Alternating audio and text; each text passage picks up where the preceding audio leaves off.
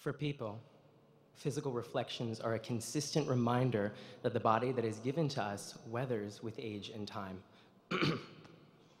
Reflections remind us that the invincibility of youth is the illusion of the dreamer, and the reality of growing older is an inescapable faith that binds us all together as human beings and creatures of common cause. Mental reflections are the opposite.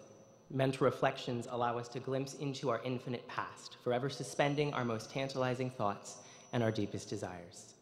Mental reflections allow us to pause and give a moment and remember those that we have lost. Mental reflections are the charters of our lives. They contain the permanently etched words out of our hearts and souls that we can read over and over and over again until we can make sense of the world around us. The Charter of the College of William and Mary officially dates to the 8th of February, a day strikingly close to my birthday on the 5th.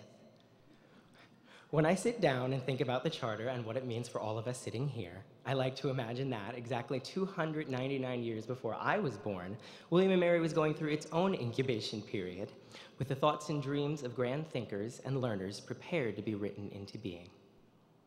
When I seriously reflect on the Charter and its text, I am drawn to portions 6 and 7. These parts give the initial president and professors of our college the power and responsibility to govern, and then it unites them all together under a common seal. And that's why we're here, isn't it? We are people from so many different lands and with so many different stories, united under a common seal while we learn how to govern our lives and how to do it in a responsible manner. We are learning to push the boundaries of what we know, and we are learning to push the boundaries of what we understand. And we're meeting people, and we're not just befriending them, we're sharing our lives with them. We're maintaining the reputation of a school that marches on past the competition to maintain a position of recognition and prestige. We are William and Mary.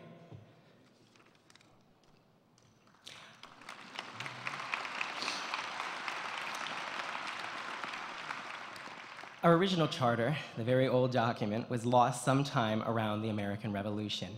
William and Mary was not. William and Mary marched on through centuries and endured the trials and tribulations of 13 colonies that became the most powerful country in the world, and endured a history of triumph and setback. The copies of the Charter that we have remind us that sometimes the words and ambitions of people centuries ago can reach through the centuries and endure the test of time. William and Mary has endured that test. And here we are today. Here we are, at a school steeped in history and tradition, and here I stand a little nervously before you, able to reflect upon an institution far grander than I ever imagined I would be attending. Because on a very personal level, the Charter, Charter Day, and William and Mary remind me how very, very lucky I am.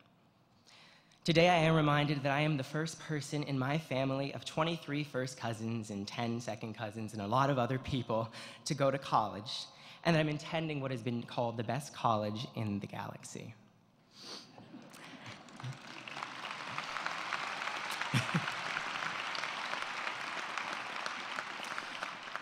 I am reminded that the first kiss of my adult life was outside the side door of Monroe Hall.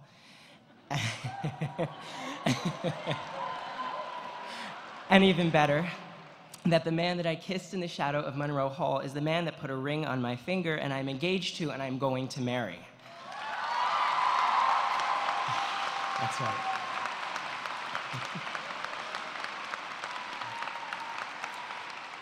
I am reminded that this school and this place have brought me to the person up there that I care so very deeply about, and have brought me new friends and new opportunities that I could never have imagined as a child. I am reminded that words have power and meaning, and words form actions, and actions build opportunity, and opportunity builds hope, and hope is contagious, and it ignites everyone's minds like wildfire, and it raises up people who are often cast down and left aside. On this day, I am reminded of how special this place is, and I am so thankful that the words of our charter created a school that has reached through the centuries and placed me right here on this stage before all of you today.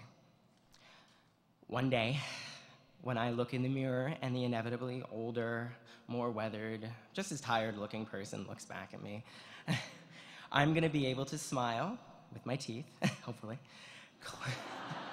who knows, close my eyes, and reflect upon the school that has quite literally made my hopes and dreams come true. Happy 320th birthday, William and Mary. Thank you, everybody.